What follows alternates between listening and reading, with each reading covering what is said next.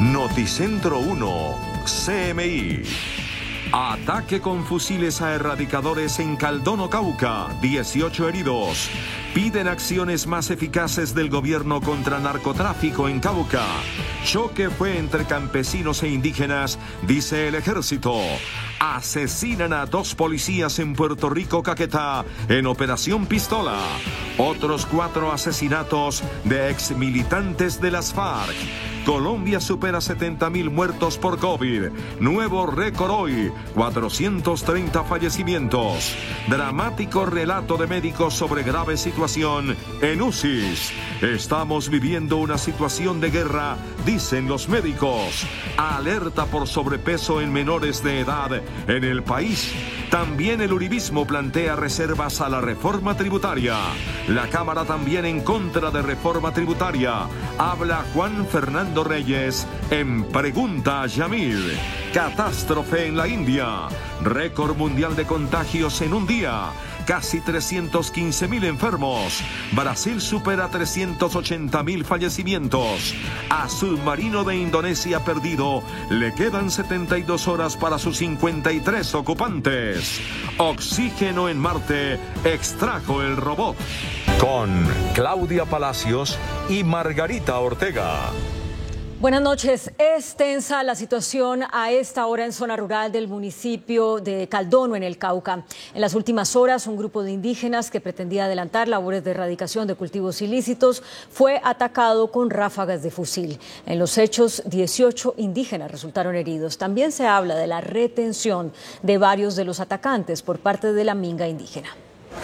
Momentos de pánico se vivieron en el norte del Cauca tras la decisión de los indígenas de erradicar los cultivos de uso ilícito de sus territorios ancestrales. Por eso decidieron llegar a zona rural de Caldono, donde fueron recibidos a disparos por un grupo armado. Y encontramos ataques armados a la población civil, guardias indígenas heridos, comuneros heridos, autoridades indígenas heridos a bala.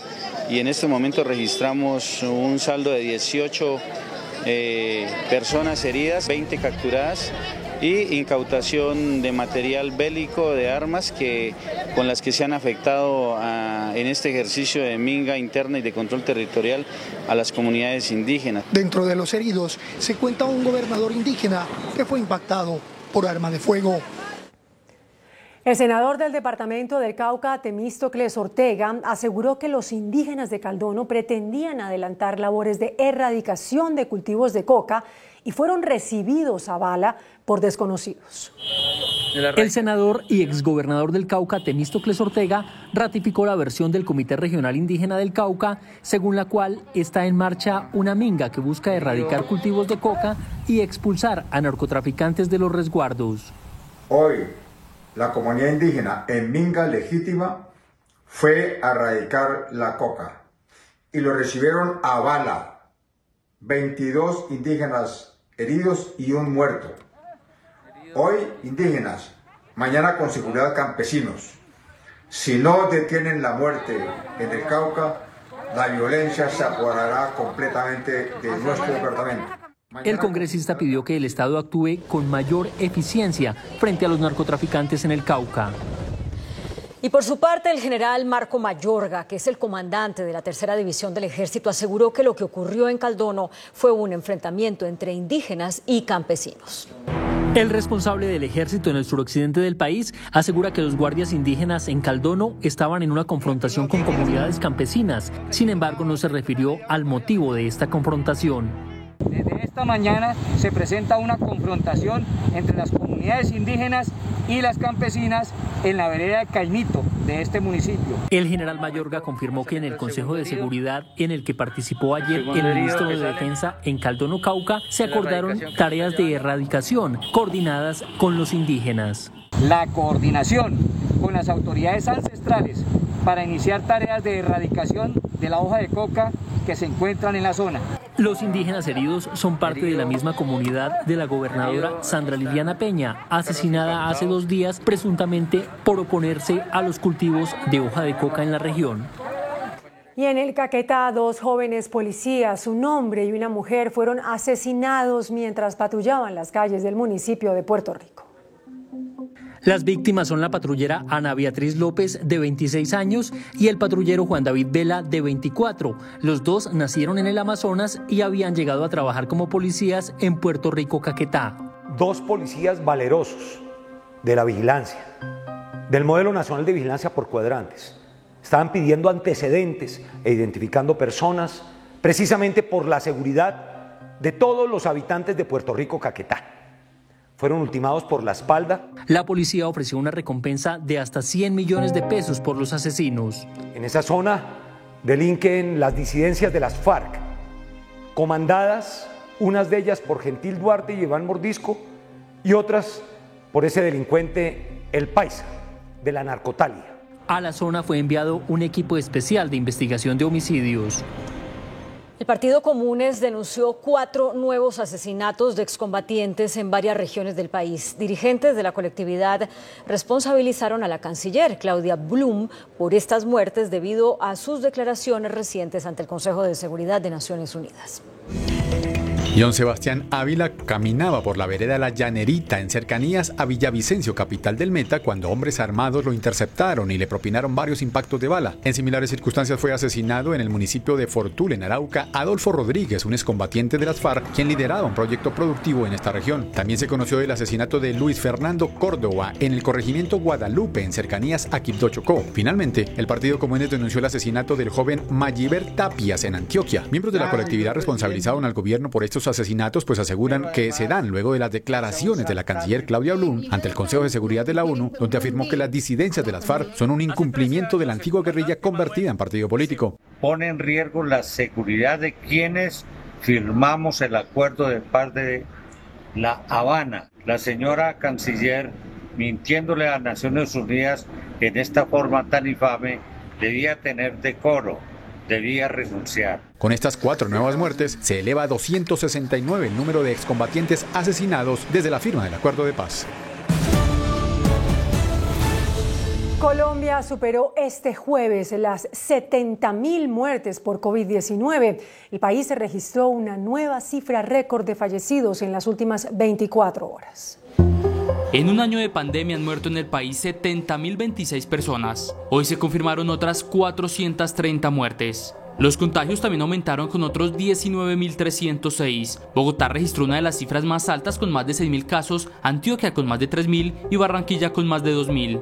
Y en la medida en que esas otras ciudades se están también copando, de una u otra forma ya las instituciones tengan que hacer lo que se llama un triage ético, es decir, decidir qué pacientes ingresan o no a la unidad de cuidado intensivo. El 19 de abril se confirmaron 14.189 casos y 420 muertes. El 20 de abril 16.965 contagios y 429 muertes. El 21 de abril 17.212 contagios y 419 muertes. Hoy con 19.306 contagios y 430 muertos. Un médico intensivista relató a Noticentro 1 CMI la situación de emergencia en las unidades de cuidados intensivos. Están llegando pacientes cada vez más graves y más jóvenes. Como ustedes han visto en las imágenes, existen pacientes en las unidades de cuidado intensivo que están intubados y otros que están extubados. Los pacientes que están intubados pues no pueden tener comunicación con nadie, pero lo que más nos preocupa es que la gravedad de los casos cada día es peor. ¿Eso qué quiere decir? Que los pacientes están llegando en condiciones muy malas. Pacientes jóvenes, es decir, menores de 60 años, sin comorbilidades y con un compromiso respiratorio muy importante, que rápidamente los lleva a que ellos tengamos que soportarlos ventilatoriamente. Para decirles a todos que nos cuidemos mucho más ahora y que tengamos las medidas de protección personal necesarias para evitar que esta pandemia siga cobrando vidas. El presidente de la Asociación Colombiana de Medicina Crítica, José Asini, afirmó que los médicos que trabajan en cuidados intensivos enfrentan una situación de guerra por la avalancha que se registra de pacientes con COVID-19 en estado grave. Así describen los médicos intensivistas el momento de emergencia que están enfrentando por el COVID-19. Es una situación avasalladora, es de guerra, que reta el estado físico y el carácter emocional de cualquiera. En las grandes ciudades se vive el mayor desafío.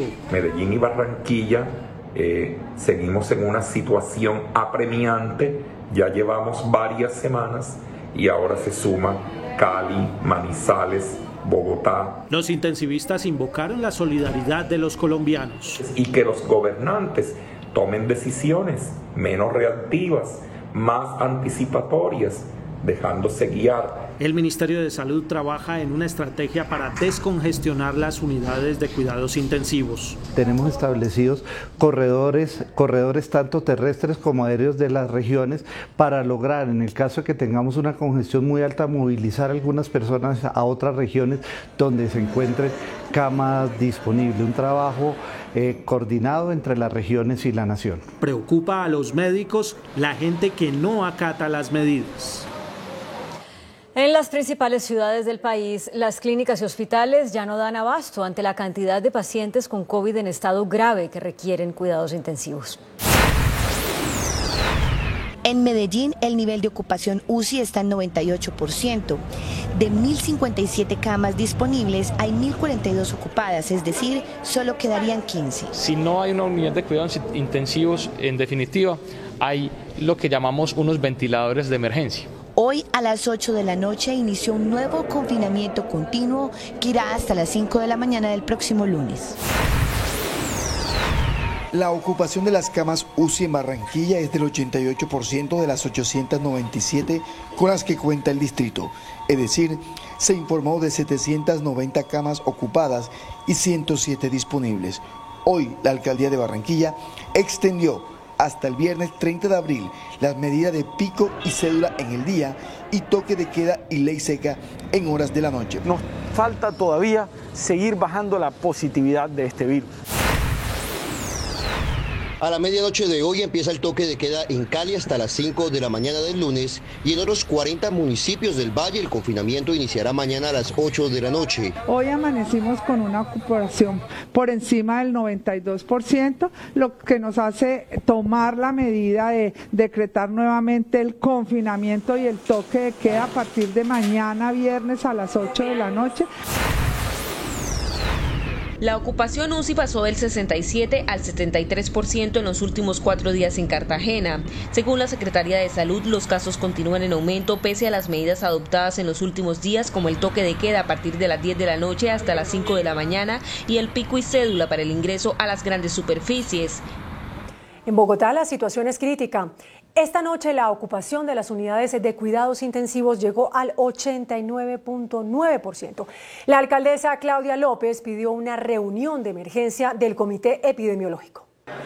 196 camas son las únicas que le quedan a Bogotá para pacientes con coronavirus. Este jueves la capital quedó al borde del 90% de ocupación en unidades de cuidado intensivo. Estamos en las semanas más críticas de esta tercera ola, esta y la próxima por lo menos. Fíjense en este mapa, así está la ciudad. Cada punto rojo es un hospital que está al límite, sin camas o a punto de coparlas. En esta situación están 53 de los 68 hospitales. Es una ocupación que desafortunadamente se ha ido aumentando y se está desbordando y muy probablemente vamos a tener que llegar en un momento donde no vamos a poder darle manejo a los pacientes en unidad de cuidado intensivo y vamos a tener que empezar a decidir. Los médicos insisten en que es momento de decretar una cuarentena total por 2 semanas para evitar un colapso hospitalario. Bogotá requeriría una medida drástica de confinamiento de 14 días.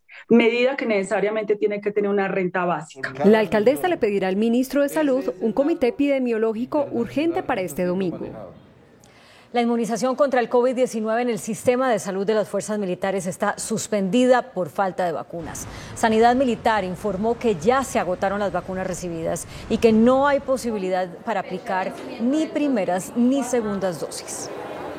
Y las autoridades lanzaron una alerta por la proliferación de sitios en Internet donde ofrecen la venta de falsas vacunas contra el COVID.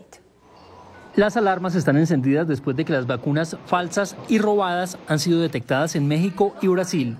La Organización Panamericana de la Salud ha advertido la existencia de mercados ilegales y la promoción en redes sociales de vacunas falsas o robadas para combatir el COVID-19, las cuales no cumplen las características de almacenamiento En Colombia no se han encontrado estas vacunas, pero sí falsas ofertas para estafar a los usuarios de Internet. También se han bloqueado 25 páginas que utilizan modalidades de phishing o de malware, los cuales son utilizados por los ciberdelincuentes para realizar captura de datos y violación de datos personales. La policía recordó que el gobierno autorizó a los privados traer vacunas al país, pero no venderlas al público. Las universidades de todo el país, a través de la rectora de la Universidad Nacional, Dolly Montoya, le solicitaron al gobierno nacional incluir como prioridad en el plan de vacunación contra el COVID a docentes de educación superior. La solicitud de la rectora Dolly Montoya la hizo en un foro realizado en el Senado de la República sobre los retos de la educación en Colombia y en el cual participaron todos los actores del sector. Dijo que en medio de la pandemia, el aporte social de los profesores es fundamental y solidario. Le estamos pidiendo al gobierno nacional que nos vacunen todos los profesores de las universidades al tiempo que se van a vacunar los de educación media y básica, que nos parece muy importante. La rectora de la Universidad Nacional también insistió en la necesidad de un trabajo conjunto entre el gobierno, la academia y el sector privado para que Colombia tenga su propia planta de vacunación y así no dependa únicamente del mercado internacional. Médicos especialistas advirtieron que la aplicación de las segundas dosis de las vacunas es indispensable para completar la protección frente al COVID-19. Ante la escasez de vacunas contra el coronavirus, miles de personas que ya recibieron la primera dosis se preguntan, ¿qué pasa si no se aplica la segunda dosis? Lo que va a generar es reducir la efectividad de la vacuna y la respuesta de anticuerpos y la protección que confiere la vacuna como tal. ¿Qué personas no se pueden vacunar contra el COVID-19? Los especialistas consideran que mujeres embarazadas, personas que en el momento de la vacunación estén contagiadas, personas que se encuentren en cuarentena por contacto con contagiados y los menores de 16 años. Para las personas que tienen trastornos hemorrágicos, están anticoagulados, tienen antecedentes de alergias severas o enfermedades que alteren la respuesta inmune. ¿Y qué pasa si la segunda dosis es de un laboratorio diferente a la primera? Eso va a ser posible. Entonces es una buena noticia, digamos. Estudios internacionales buscan determinar cuáles vacunas podrían combinarse. En otros temas, el incremento del sobrepeso entre los colombianos, en especial de la primera infancia, es motivo de preocupación para las autoridades. Así quedó claro en una audiencia en el Senado de la República, en la que participaron el Instituto de Bienestar Familiar y expertos médicos. El sobrepeso corporal que cada día están ganando todos los colombianos fue revelado durante una audiencia pública realizada en la Comisión Séptima del Senado para analizar el impacto de la comida chatarra y los azúcares en la salud. El caso más crítico es el que tenemos en los niños en edad escolar y en los adolescentes, donde presentamos un incremento de 1 punto porcentual por año. Al 2015, la cuarta parte de los niños escolares de 6 a 12 años presentaban exceso de peso y en los adolescentes de 13 a 17 años también se ha mantenido este incremento. Que la obesidad no solo perjudica la salud en términos de las niñas y de los niños, limita sus logros educativos, disminuye la productividad en el trabajo al aumentar el ausentismo. El diagnóstico médico sobre los males que trae el sobrepeso para la salud es desalentador. Con el sobrepeso y la obesidad viene toda la enfermedad cardiovascular, todas las trombosis cerebrales, la ansiedad para comer, el síndrome de ovarios poliquísticos, los triglicéridos altos, todos los problemas articulares relacionados con esto. Entonces, pues ya se vuelve algo que es muchísimo más grande a simplemente tener una talla de pantalón mucho más grande. En el debate, los sectores académicos y Red Papás insistieron en la necesidad de mostrar, con publicidad clara y visible, los componentes de los productos alimenticios, sobre todo los procesados y ultraprocesados. El primer apellido con el cual serán registrados los recién nacidos no sería exclusivamente el del padre. Ahora podrá ser el de la madre si termina de cursar exitosamente el proyecto de ley aprobado en tercer debate en la Comisión Primera del Senado. El proyecto de la representante a la Cámara, María José Pizarro, desarrolla una sentencia de la Corte Constitucional que busca acabar con la subordinación que tenía la mujer en relación con el orden de los apellidos de sus hijos. Y una orden constitucional muy clara. En el orden de los apellidos de los hijos no se puede discriminar la opinión y la voluntad de la mujer, de la madre. En caso de que los padres no se pongan de acuerdo, el orden de los apellidos de sus hijos será definido mediante un sorteo por el notario encargado del registro civil. Al proyecto solo le falta un debate en la plenaria del Senado. En un documento conocido por Noticentro 1 CMI, la Corte Suprema le pide a la Fiscalía que entregue un informe detallado sobre el avance de las investigaciones en contra del expresidente Álvaro Uribe y de otras personas vinculadas al proceso por presunta manipulación de testigos.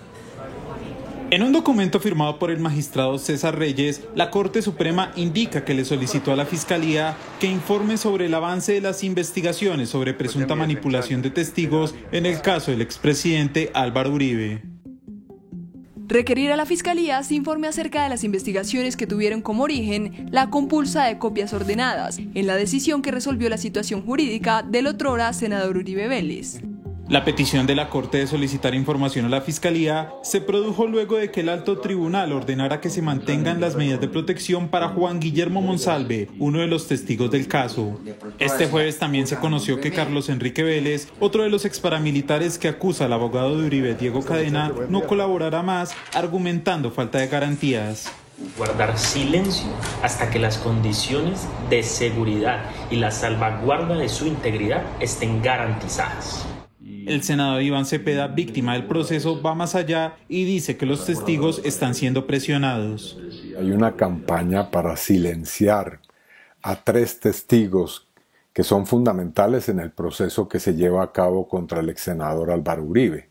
La Fiscalía pidió el archivo de la investigación contra el exsenador Uribe, mientras que Cadena enfrenta un juicio y el excongresista Álvaro Hernán Prada también busca que su caso sea asumido por la Fiscalía. La mayor amenaza no es el coronavirus, sino el cambio climático. Con esta frase, la alcaldesa Claudia López presentó en el Día de la Tierra el plan de acción de los próximos 30 años para combatir los efectos del calentamiento global en Bogotá.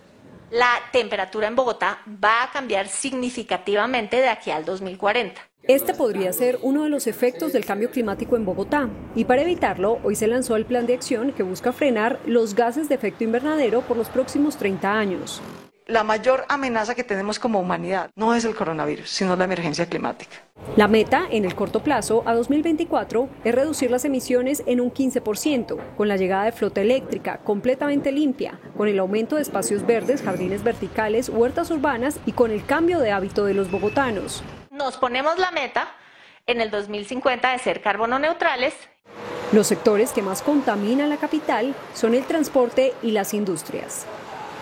Desde el 5 de mayo inicia la implementación del Estatuto de Protección al Migrante y en octubre se expedirán los respectivos permisos. Serán más de 1.742.000 venezolanos los beneficiados. A partir del mes de octubre se comenzará a expedir el documento de permiso de protección temporal a los migrantes venezolanos. Esto autorizará a más de 1.742.000 migrantes a permanecer en Colombia en condiciones de regularidad especial por un término de 10 años. Colombia, orgullosamente, es el tercer país del mundo en implementar un estatuto temporal de protección. Primero fue Estados Unidos en los 90, posteriormente fue Turquía en el 2014 y ahora Colombia. Bogotá concentra el mayor número de migrantes con una cifra de 340.711. Seguido aparece el departamento de Santander con 187.121 migrantes y el Atlántico con 162.396. La primera dama de la Nación, María Juliana Ruiz, condenó hoy el asesinato de 2 niños en el Chocó. Justamente hoy, cuando participaba en la reunión nacional denominada Construyendo el País de la Niñez, la primera dama de la Nación, María Juliana Ruiz, se refirió a la tragedia que conmueve al país, el asesinato de 2 niños en Chocó. Rechazando categóricamente lo sucedido y reafirmando que en el país de la niñez que estamos construyendo, la violencia no tiene cabida. La primera dama anotó también que invertir en la niñez es la garantía de que estamos invirtiendo en el desarrollo sostenible de Colombia.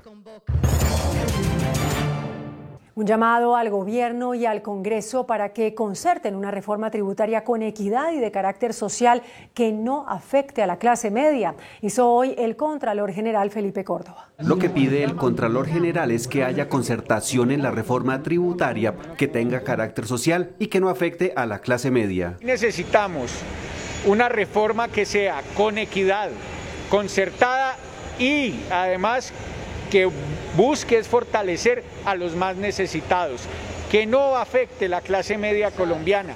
El jefe del ente de control considera que gobierno y Congreso deberían trabajar en torno a una reforma tributaria que reactive la economía tan golpeada por la pandemia. Necesitamos es que esa reforma sea muy social, que desde ese punto de vista ayude a que la economía se mueva y a que se haga una reactivación económica que tanto necesita el país.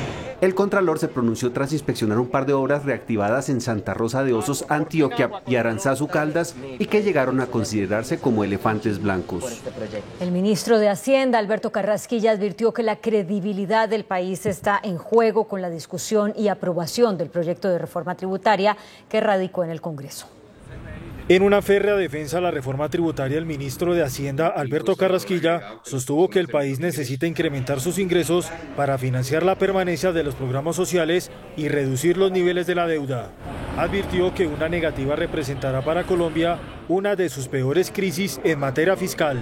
Sin esa combinación de los dos elementos, pues o tenemos que sacrificar esos programas sociales o nos metemos en un problema fiscal de mediano plazo importante, cosa que hace muchos años no sucede en este país. El jefe de la cartera de Hacienda explicó el porqué de la propuesta para eliminar la categoría de exentos.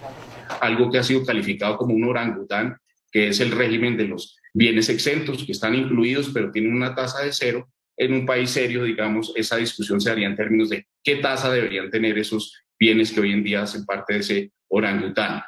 Para el funcionario está en juego la credibilidad ante la comunidad internacional. Richard Francis, el director de calificaciones soberanas de Fitch Ratings, advirtió que a las calificadoras se les interesa que Colombia equilibre sus finanzas, garantizando un aumento en sus ingresos. De acuerdo con la firma calificadora de riesgo, el gobierno colombiano tiene que garantizar un incremento de sus ingresos para hacerle frente al déficit fiscal que presenta actualmente el país. Respalda la idea de una reforma tributaria más allá de cómo esté construida. No nos importa cuál tipo de reforma es realmente, solamente si hay un incremento en ingresos para bajar el déficit fiscal. Llamó la atención sobre el alto índice del déficit fiscal. Un déficit fiscal en Colombia de 9% del PIB es altísimo. Pienso que es el único país donde vamos a ver un déficit fiscal mayor este año que el año pasado. Finalmente señaló durante un foro convocado por la República que de las medidas dependerá mantener las calificaciones soberanas como el grado de inversión. El director de la DIAN, por su parte, Lisandro Junco, y los gremios del sector agropecuario dividieron opiniones sobre la propuesta de reforma tributaria que elimina la categoría de exentos para varios productos. Para la DIAN, la propuesta de eliminar los exentos no significa que tengan que subir los precios de los alimentos como el huevo, el pollo, la carne de cerdo, el pescado, el arroz o la leche. El llamado es a que los empresarios asuman ese costo y no se lo trasladen al consumidor. Y es que nosotros, a los empresarios de estos productos exentos, les estamos entregando por devolución de IVA un cheque que vale 860.000 millones de pesos, cerca de 1 billón de pesos. ¿Qué queremos nosotros? Buscar la solidaridad. ¿Y qué queremos nosotros? Que el Congreso nos apruebe, que le podamos girar ese cheque, no a los productores de bienes exentos, sino girarles el cheque a los más vulnerables. Los agricultores rechazaron la iniciativa al señalar que la realidad del sector es difícil.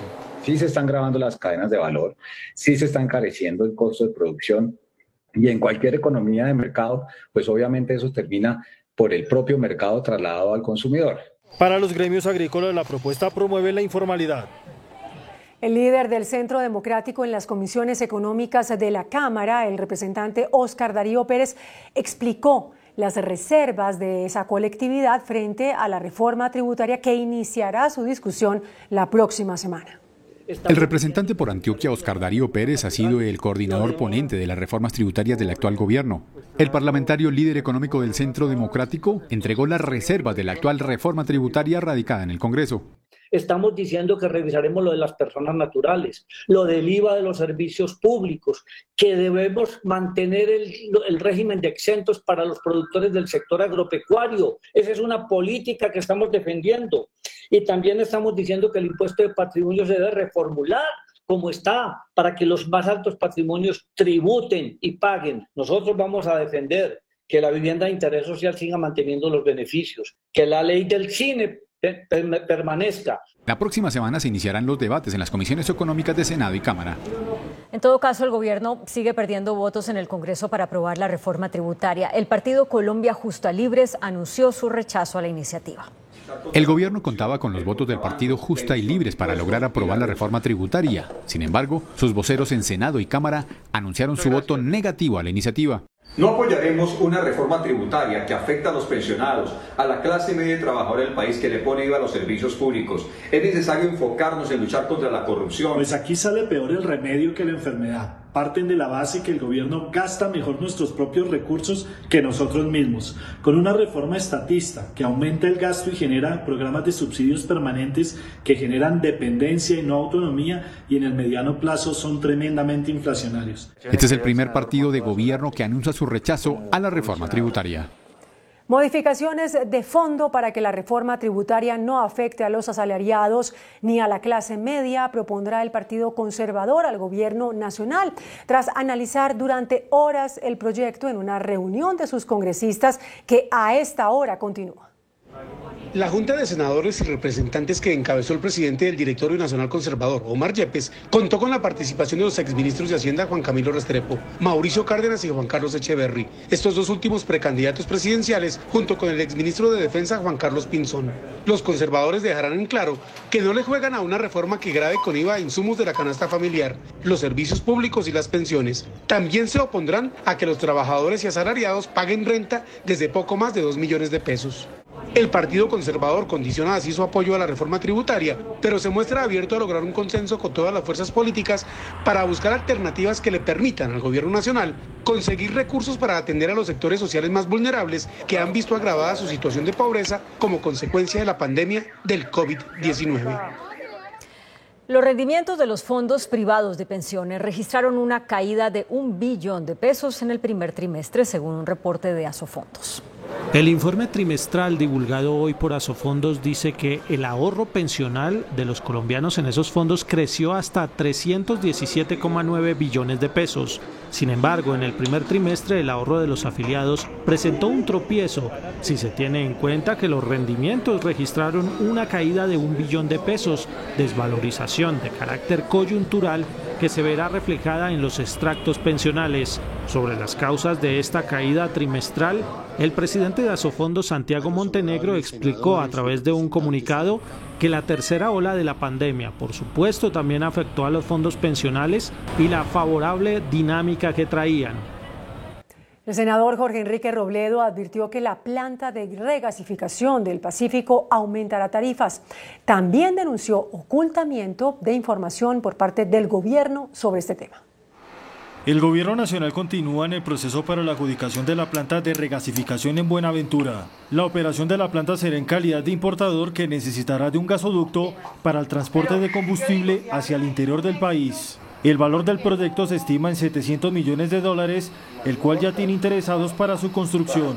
Sin embargo, desde la Comisión Quinta del Senado se advierte que la planta generará alzas en las tarifas tanto para los hogares como para la industria. El senador Jorge Enrique Robledo incluso lanzó cuestionamientos al viceministro de Energía Miguel Lotero, señalado de ocultar información. La regasificadora iba a entrar a operar sin gasoducto. Ojo con esto.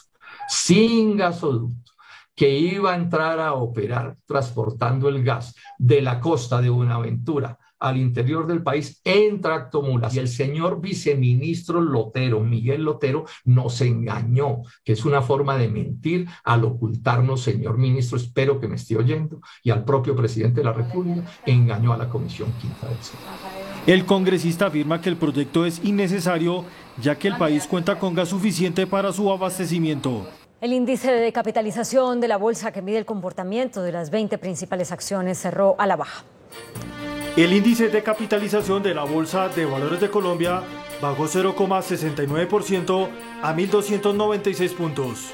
La acción preferencial del grupo Aval fue la que más subió, con una valorización de 0,44% a 1.150 pesos.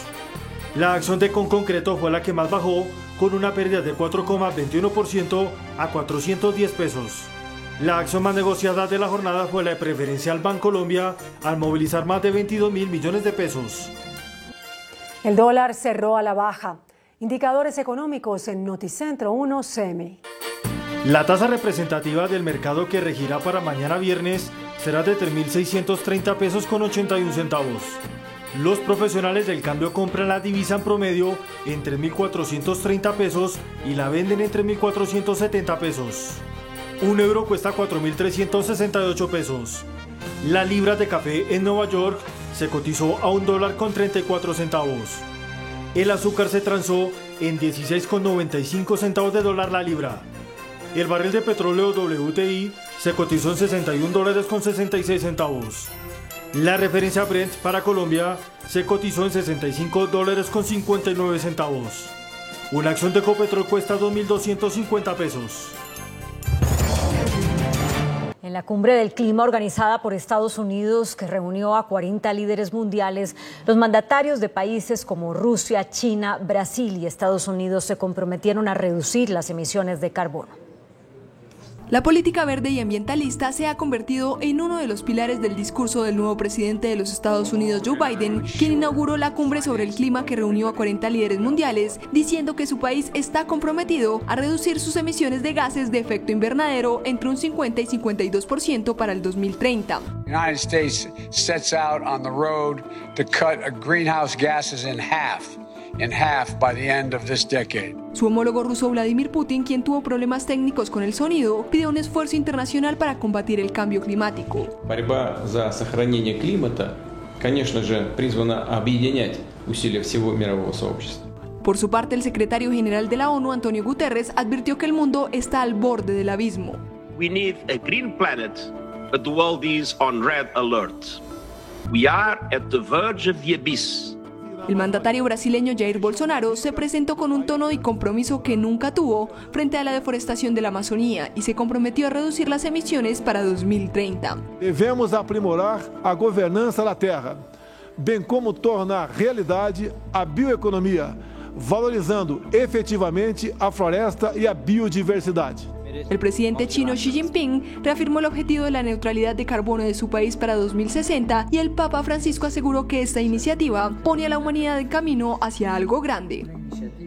El presidente Iván Duque propuso hoy en la Cumbre Mundial de Líderes sobre el Cambio Climático que se permita a los países canjear deuda por acciones efectivas para reducir la emisión de gases de efecto invernadero. El mandatario colombiano participó hoy en la Cumbre de Líderes Mundiales sobre el Cambio Climático convocada por el presidente de Estados Unidos, Joe Biden, haciendo 3 propuestas. La primera, un acuerdo de líderes globales por la protección de la naturaleza. La segunda, capitalizar la banca multilateral para financiar grandes políticas hacia la carbono neutralidad. Y la tercera. Quiero también dejar planteado que es urgente que tengamos mecanismos innovadores donde podamos hacer canjes de deuda por la protección efectiva del clima. La idea no es nueva, dice el ambientalista Manuel Rodríguez. Es una buena idea. En el pasado se hizo un canje de deuda por medio ambiente con Estados Unidos por $42 millones, año 1993, que en estos 30 años ha financiado el Fondo para la Acción Ambiental. Unidos lograremos salvar nuestro planeta, concluyó el presidente Duque. India rompió en las últimas 24 horas un nuevo récord de contagios diarios con más de 314.000 nuevos infectados. Con más de 15,9 millones de contagios y más de 184.600 muertos, India, el segundo país más poblado del planeta, es también la segunda nación más afectada por el COVID-19 después de Estados Unidos y afronta ahora una grave crisis sanitaria.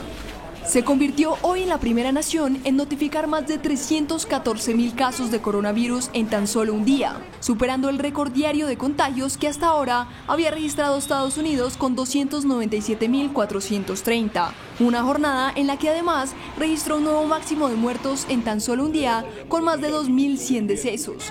La grave crisis llevó a las autoridades a decretar el confinamiento en la capital en momentos en los que los hospitales están llegando al tope de sus capacidades. Además, lanzaron hicieron un llamado desesperado al gobierno central para que proporcione urgentemente suministros de oxígeno para cientos de pacientes que reciben ventilación pulmonar asistida, pues las reservas se están acabando. Entre tanto, Brasil reportó más de 3.400 muertos por COVID-19 en las últimas 24 horas, superando los 381.000 decesos en toda la pandemia. La crisis sanitaria por cuenta de la pandemia del coronavirus en Brasil parece no tener freno. El gigante suramericano, que se mantiene como el segundo con más muertes en el mundo, con 381.475 decesos, tan solo por detrás de Estados Unidos y por delante de México, sigue sumando números a esta dramática cifra. Registró en la última jornada 3.472 muertes relacionadas con el COVID-19, liderando la cifra promedio diaria de nuevos fallecimientos. Y según un recuento de Reuters, Brasil representa 1 de cada 4 víctimas fatales de COVID-19 en todo el mundo al día. En cuanto a infecciones, la nación registró más de 79.700 nuevos casos en 24 horas, lo que elevó la cifra total a 14,1 millones y posiciona al país como el tercero con más contagios luego de Estados Unidos e India.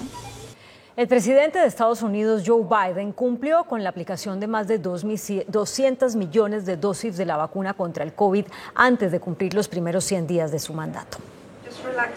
Estados Unidos superó las 200 millones de vacunas contra el coronavirus aplicadas. La noticia fue confirmada por el presidente del país, Joe Biden, remarcando que cumplió con su promesa de superar esta cifra de inmunizaciones en sus primeros 100 días de mandato. Por otro lado, destacó el esfuerzo de inmunización que se llevó a cabo en los profesores, personal escolar, conductores de autobús y trabajadores de guarderías, lo que ha permitido que las escuelas del país poco a poco estén volviendo a las clases presenciales.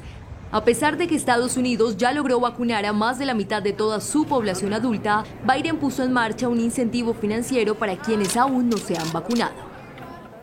A partir de mañana, Rusia retirará sus tropas de la frontera con Ucrania y pondrá fin a sus maniobras militares. Las tropas que Rusia ha acumulado en la frontera con Ucrania, haciendo sonar las alarmas en Kiev y los principales miembros de la OTAN, empezarán a volver a sus acuartelamientos a partir de mañana. Así lo confirmó el ministro de Defensa de Rusia, quien dio la orden de concluir las inspecciones en los distritos militares sur y oeste, tras declarar que se lograron todas las metas planteadas. Las tropas rusas deberán regresar a sus bases antes del 1 de mayo. Desde marzo, Ucrania acusa a Rusia de concentrar sus fuerzas cerca de la zona del conflicto en Donbass para desequilibrar el frágil alto el fuego. Moscú insiste en que está en su derecho a mover sus propias tropas dentro del territorio ruso. Este movimiento podría ser un paso positivo del Kremlin para bajar las tensiones con Occidente. Una contundente respuesta de Estados Unidos recibió el pedido del gobierno de Venezuela para poner fin a las sanciones impuestas a esa nación petrolera por parte de Estados Unidos. Washington aseguró que primero Venezuela debe convocar unas elecciones libres, respetar los derechos humanos y dejar de perseguir a la oposición. La subsecretaria interina de la Oficina de Asuntos del Hemisferio Occidental del Departamento de Estado, Julie Chung, fue cuestionada por el canciller Jorge Arriaza después de que aplaudió una iniciativa del Programa Mundial de Alimentos en Venezuela. Si en Estados Unidos están tan comprometidos a aliviar las dificultades, liberen los recursos de Venezuela que mantienen secuestrados en la banca internacional y levanten las sanciones criminales que generan sufrimiento a todos los venezolanos en medio de una terrible pandemia mundial. En respuesta, la funcionaria expuso 5 puntos que primero debe cumplir el gobierno venezolano para poder evaluar el pedido. Realizar elecciones libres y justas, respetar los derechos humanos y la libertad de prensa, liberar todos los 323 presos políticos, dejar de perseguir a la oposición, dejar de acosar a las ONG. Continúa la angustiosa búsqueda de un submarino indonesio desaparecido en las costas de Bali. El sumergible, con 53 tripulantes a bordo, tiene reservas de oxígeno solo para 72 horas. Barcos de la Marina Indonesia continúan buscando un submarino desaparecido con 53 personas a bordo que, si siguen vivas, podrían agotar sus reservas de oxígeno en 72 horas, razón que presiona a las autoridades a acelerar las labores. El sumergible, construido hace unos 40 años, iba a participar en maniobras que incluían lanzamientos de torpedos. El navío pidió autorización para sumergirse el miércoles en la madrugada y desde entonces no ha respondido a las comunicaciones o señales.